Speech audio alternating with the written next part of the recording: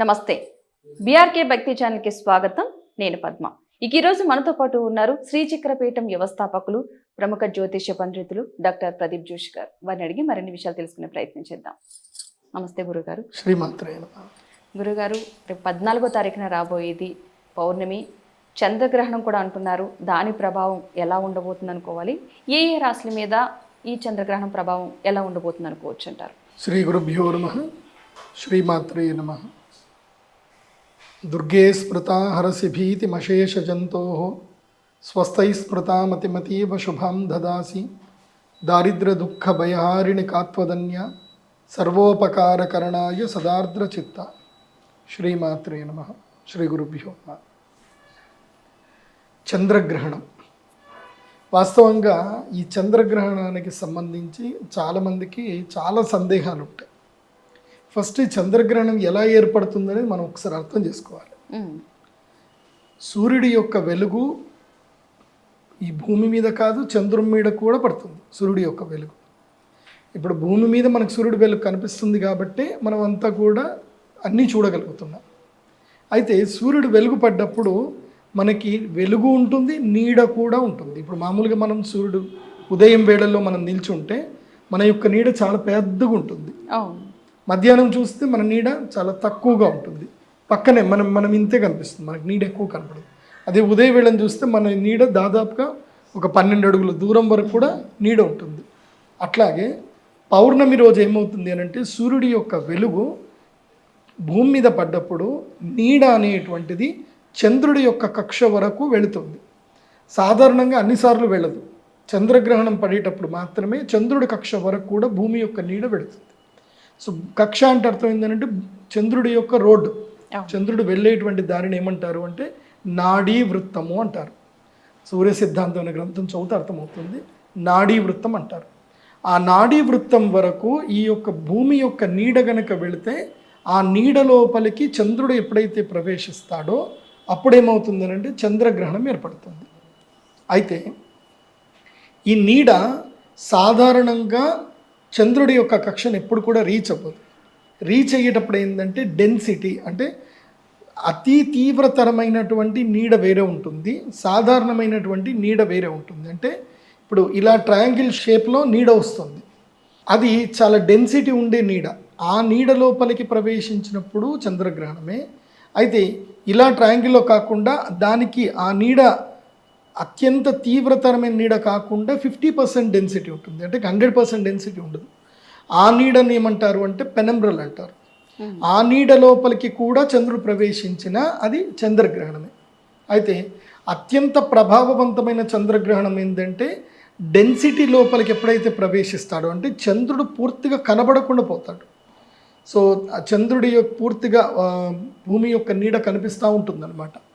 అలా దాని లోపలికి ప్రవేశించినప్పుడు ఏంటంటే అది శ్రేష్టమైన చంద్రగ్రహణము, సంపూర్ణ చంద్రగ్రహణము లాంటివి మనం చెప్పుకోవచ్చు. లేదంటే ఖగ్రాస చంద్రగ్రహణము, ఇలా కొన్ని చెప్తారు. అయితే ఇప్పుడు ఈ చంద్రగ్రహణం ఏదైతుందో ఇది పెనంబ్రల్, అంటే ఇది డెన్సిటీ ఆఫ్ డార్క్నెస్ లోపలికి ఎంటర్ అవ్వట్ల, లైట్ డార్క్నెస్ లోపలికి ఎంటర్ అవుతుంది. కాబట్టి ఇది కూడా చంద్రగ్రహణమే, కాకపోతే అంత తీవ్రతరమైన ప్రభావాలు మాత్రం ఉండవు. కాబట్టి ఇది నార్మల్ చంద్రగ్రహణం కిందకి మనం లెక్క వేసుకోవాలి. ఈ చంద్రగ్రహణం వల్ల ఎక్కువగా నష్టాలు లేవు, ఏ రాశుల వారికి ప్రభావాలు ఉండవు. ఇది పెనంబ్రల్ చంద్రగ్రహణం కాబట్టి అందుకే దీని ఏమంటున్నారు అంటే బ్లడ్ మూన్ అంటున్నారు. అంటే చంద్రుడు పూర్తిగా కనబడడు, చంద్రుడు ఎరుపు రంగులో మాత్రం కనిపిస్తాడు. అంటే మాయమైపోడు చంద్రుడు, చంద్రుడిని నీడ పూర్తిగా కమ్ముకోదు, కేవలము చంద్రుడి యొక్క వెలుగు తగ్గుతుంది. ఆ యొక్క నీడ ప్రభావం చేత చంద్రుడు ఎరుపు రంగులో కనిపిస్తాడు, లైట్గా చంద్రుడు డార్క్ అవుతాడు, అంతకుమించి ఏం లేదు. ఇది పౌర్ణమి చంద్రుడు కాబట్టి ఇది పెనంబ్రల్ చంద్రగ్రహణం కాబట్టి దీనికి పెద్దగా తీవ్రతరమైన ప్రభావాలు ఏమీ ఉండవు. ఏ రాశుల వారికి ఎలాంటి ప్రభావాలు కూడా ఉండవు. ఇది సర్వసాధారణమైనటువంటి చంద్రగ్రహణం, దీని గురించి ఎవరూ కంగారు పడాల్సిన అవసరం లేదు. కాకపోతే ఒక చంద్రగ్రహణం వల్ల ఒక బెనిఫిట్ ఉంటుంది. ఏమిటంటే గ్రహణం ఏర్పడినప్పుడు కొన్ని ఔషధాలలో తీవ్రతరమైనటువంటి శక్తులు ఏర్పడతాయి. కాబట్టి ఎవరికైతే మానసిక రుగ్మతలు ఉన్నాయో, మనో అభీష్ట ప్రాప్తి జరగట్లేదు, అంటే మనసులో చాలా కోరికలు ఉంటాయి, అవును. కానీ కోరికలు నెరవేరు. ఎంత కష్టపడ్డా ఏది పడ్డా జీతం అక్కడే ఉంటుంది. నెల తిరిగేసరికి జీతం వస్తుంది, 2 రోజులు అయిపోగానే జీతం ఖర్చు అయిపోతుంది, మళ్ళీ నెలంతా కష్టపడాలి, డబ్బులు రావు. అవును. ఇలా జీవనం మారాలి అనుకుంటే మాత్రం ఎస్, ఈ చంద్రగ్రహణము అద్భుతమైన ఒక అవకాశాన్ని ఇస్తుంది. అదృష్ట యోగాన్ని, రాజయోగాన్ని మాత్రం ఈ చంద్రగ్రహణము అందరికీ ఇస్తుంది. ఈ ఫలానా రాశి వాళ్ళు కాదు, అందరికీ ఉంటుంది. ఎందుకోసమంటే ఈ ప్రకృతిలో గ్రహణాలు అదృష్టప్రదాలు. గ్రహణం వచ్చింది అని అంటే మనం అదృష్టం సంపాదించుకోవడానికి మనకు ఒక ఆపర్చునిటీ దొరికినట్టు. ఆ గ్రహణం సమయంలో నదీ తీరంలో కానీ లేదంటే ఎక్కడైనా సరే ఒక చిన్న కోనేరు, ఇప్పుడు ఉదాహరణకి కపిల తీర్థం వెళ్ళినా సరే, మన కపిల తీర్థం కానీ పైన స్వామివారి పుష్కరిణి తీర్థం కానీ, లేదంటే అందరికీ ఎప్పుడు అలా ఉండే ప్లేస్ ఏంటంటే మనకి మహానందిలో ఉండేటువంటి కోనేరు కానివ్వండి, ఎక్కడైనా నీరు చక్కగా నిల్వ ఉండి డేంజర్ కాకుండా మనం మునిగిపోలేకుండా చక్కగా కూర్చొని చేసుకునే ప్లేసుల్లో వెళ్ళి నాభి వరకు కానీ కంఠము వరకు కానీ కూర్చొని ఈ సమయంలో అద్భుతమైన దివ్య మంత్రాలు ఉంటాయి. ఆ దివ్య మంత్రాలు గురూపదేశంగా స్వీకరించాలి. ఒకవేళ మీకు ఏ గురువు దొరకలేదు, ఈ ఒక్క వీడియోనే చూస్తున్నారు, ఏమండి మాకు ఎవరు తెలియదండి, మేము ఏ మంత్రం చేసుకోవాలి అని అంటే సింపుల్, ఓం నమ శివాయ, ఓం నమో నారాయణాయ, శ్రీమాత్రే నమః. ఇవి చాలా దివ్య మంత్రాలు. వీటికి ఎవరి ఉపదేశం అక్కర్లా, భగవంతుని అనుగ్రహం పొందేటువంటి దివ్య మంత్రాలు. ఇవి అందరికీ జనరల్గా ఉపయోగపడతాయి. కాబట్టి ఈ దివ్య మంత్రాల్లో ఏదైనా ఒక మంత్రాన్ని ఎంచుకోండి. నారాయణ మంత్రం కానీ, శివ మంత్రం కానీ, శక్తి మంత్రం కానీ. నాకు తెలిసి నన్ను అడిగితే మాత్రం శక్తి మంత్రం. ఎందుకోసమంటే ముఖ్యం శ్రీమాతృనామేతి అని లలితా సహస్రనామం చెప్తారు. లేదంటే లలితా సహస్రనామైనా సరే చదువుకోవాలి. ఇది 14వ తారీఖు రోజున ఉదయము 9 గంటల నుంచి మొదలు మధ్యాహ్నం 3 గంటల వరకు, అపరాహ్నం 3 గంటల వరకు, ఈ 6 గంటల సమయంలో అత్యంత కీలకమైన సమయం వచ్చేసి 10:30 నుంచి ప్రారంభం చేసుకోండి. మన భారతదేశ కాలమాన ప్రకారం 10:30 నుంచి మొదలు మధ్యాహ్నం 1:30, 2 గంటల వరకు ఇది మంచి కీలకమైన సమయం. ఈ సమయంలో ఏదైనా ఒక పుణ్యతీర్థము లోపల కూర్చొని కంఠము వరకు నీటిలో కూర్చొని లలితా సహస్రనామైన చదవండి, విష్ణు సహస్రనామైన చదవండి, గాయత్రి మంత్రం చదివే అర్హత ఉన్నటువంటి వాళ్ళు గాయత్రి మంత్రమైన చదవండి. ఏ అర్హత లేదు, నాకు ఏమీ తెలియదు అనుకున్నా సరే శ్రీమాత్రే నమః, ఇది చాలా దివ్యమైన మంత్రం. దీనికి మీకు ఒకవేళ గనక శ్రీ విద్యోపాసకుల యొక్క ఉపదేశం ఉంటే గనక ఓం ఐం హ్రీం శ్రీం శ్రీమాత్రే నమః, ఈ దివ్య మంత్రాన్ని ఒక 1008 సార్లు కంప్లీట్ చేయాలి. 1008 సార్లు పక్కా చదవాలి. ఇంకా మీ శక్తి కొలది, మీరు ఇంకా 10,000 సార్లు చదివినా మీకు ఇది అత్యంత అద్భుతమైన సమయం. ఈ సమయంలో గనక మీరు గనక ఈ రెమెడీ చేసుకోగలిగితే మీకు లాభం ఉంటుంది. ఇంకొక రెమెడీ ఉంటుంది. ఈ యొక్క చంద్రగ్రహణ సమయంలో ఆ యొక్క రాత్రిపూట అంటే ఈ యొక్క చంద్రగ్రహణం అయిపోగానే చంద్రుడి వెన్నెల్లో శక్తి వస్తుంది. చాలా అద్భుతమైన శక్తి వస్తుంది. గ్రహణం అయిన తర్వాత చంద్రుడిలో చాలా పెద్ద శక్తి వస్తుంది. ఆ శక్తిని సంస్కరించుకునే దానికి ఒక పద్ధతి ఉంటుంది. దాన్ని చంద్రామృత శిల అని ఒకటి ఉంటుంది. ఇది రేర్గా దొరుకుతుంది, అన్ని చోట్ల అందరి దగ్గర దొరకదు. ఏమిటి? చంద్ర అమృత శిల. ఈ చంద్రామృత శిలని పౌర్ణమి రోజు ఈ యొక్క చంద్రగ్రహణం వీడిన చంద్రుడి వెన్నెల లోపల పూజ చేయించుకొని ప్రసాదంగా స్వీకరించాలి. ఎవరైతే ఈ చంద్రామృత శిలను చంద్రగ్రహణం తర్వాత తీసుకుంటారో వాళ్ళకి అదృష్ట యోగం వస్తుంది. వాళ్ళ చంద్రామృత శిలకి ప్రతి పౌర్ణమి రోజు పూజ చేసుకుంటూ వెళితే మీరు బేరీ చేసుకోండి, ప్రతి 16 పౌర్ణమిలకు ఒకసారి జీవితంలో అదృష్ట యోగం వరిస్తుంది. ప్రతి 16 పౌర్ణమిలకి, 16 పౌర్ణమిలు అని అంటే దాదాపు 16 నెలలు. ప్రతి 16 నెలలకు ఒకసారి లైఫ్ మారుతూ ఉంటుంది వీళ్ళకి.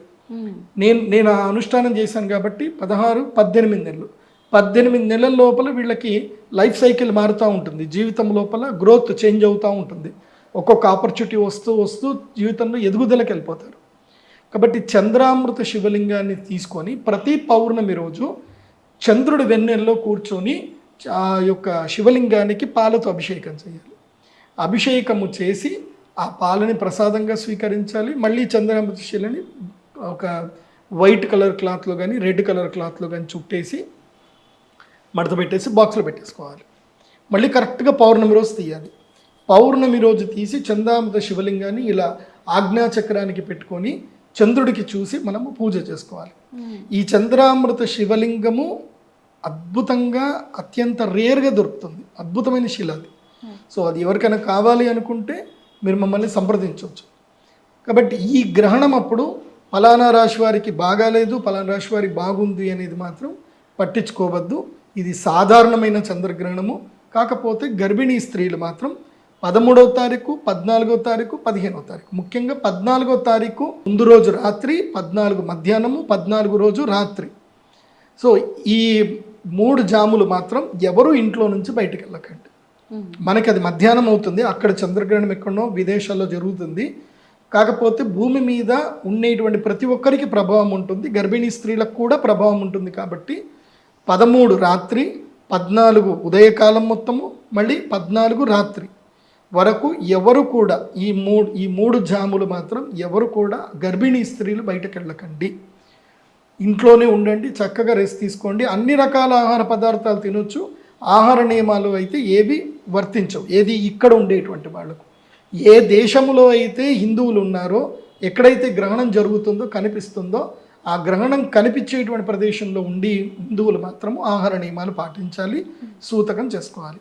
మన భారతీయులకి ఇది కనబడదు కాబట్టి మనకి సూతకము, మైల స్నానాలు ఉండవు.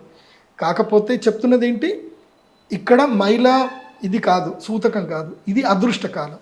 గ్రహణం వస్తే మంత్రానుష్ఠానం చేసుకోవాలి. గ్రహణం వచ్చినప్పుడు దైవ ధ్యానం చేసుకోవాలి.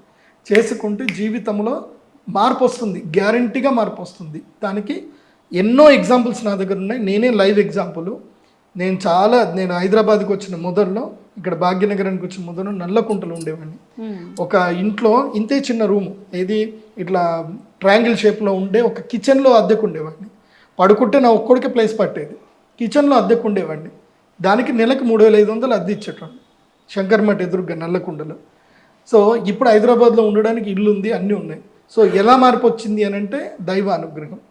సో జీవితంలో మార్పు రావాలి అని అంటే గ్రహణ సమయంలో అనుష్ఠానం చేసుకోవాలి. మీరు మా శ్రీచక్ర పీఠానికి వస్తే అక్కడ గ్రహణ సమయంలో ఎలా జపం చేసుకోవాలో అది మేము చెప్తాము. కాకపోతే చంద్రగ్రహణం అప్పుడు మాత్రం అనుష్ఠానం మాత్రం చేసుకోండి. ఇంకా ఏ కంగారు పడాల్సిన అవసరం లేదు. దైవ ధ్యానం బాగా చేసుకోండి, మీకు మీరుగా జపం చేసుకోండి. అయితే ఇంట్లలో మాత్రం జపాలు చేయకండి, ఇండ్లలో చేయకూడదు. గ్రహణం సమయంలో ఇండ్లలో జపం చేయకూడదు. బయట తీర్థక్షేత్రంలో, పుణ్యక్షేత్రం లోపలికి వెళ్ళిపోయి చేయండి. వీలైతే మహానంది వెళ్ళండి. నేను మొన్ననే మహానంది వెళ్ళాను, అద్భుతమైన క్షేత్రము. అక్కడ ఉన్నంత ఎనర్జీస్ ఎక్కడ దొరకవు.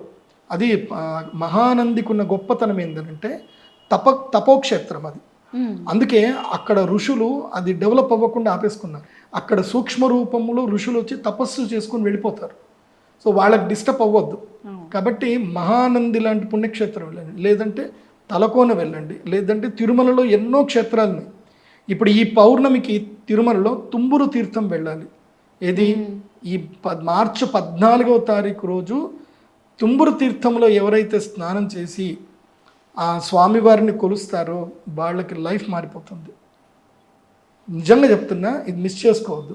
ముఖ్యంగా కుంభరాశి, మీనరాశి, మేషరాశి వాళ్ళు మాత్రం మార్చి 14వ తారీఖు ఏ పని పాట పెట్టుకోకండి, వెళ్ళి తుంబురు తీర్థం వెళ్ళండి. సాక్షాత్తు తిరుమల తిరుపతి దేవస్థానం వారే ఆ గేట్ ఓపెన్ చేస్తారు. ఈ మార్చి 14వ తారీఖు వెళ్ళడానికి వాళ్ళే గేట్ ఓపెన్ చేస్తారు. సో కాబట్టి అందరూ వెళ్ళొచ్చు, ప్లాన్ చేసుకోండి. ఇది ఇంకా 3 రోజులు ఉంది, ఇంకా 2-3 రోజులే టైం ఉంది. కాబట్టి మిస్ చేసుకోవద్దు ఎవరు. ముఖ్యంగా మకర, కుంభ, మీన, కుంభ, మేష ఈ 3 రాశుల వారు తప్పకుండా వెళ్ళండి. తర్వాత అనుష్ఠానం చేసుకోవడమే చాలా ముఖ్యం, అంతే. ఈ చంద్రగ్రహణం భయపడొద్దు, ఎవ్వరూ ఏం భయపడొద్దు. గర్భిణీ స్త్రీలు హ్యాపీగా ఇంట్లో ఉండండి, ఫోన్లు దూరం పెట్టండి, దైవ నామస్మరణ చేసుకోండి. మంచి వివరణ ఇచ్చారు గురువుగారు, ధన్యవాదాలు. శ్రీమాత్రే.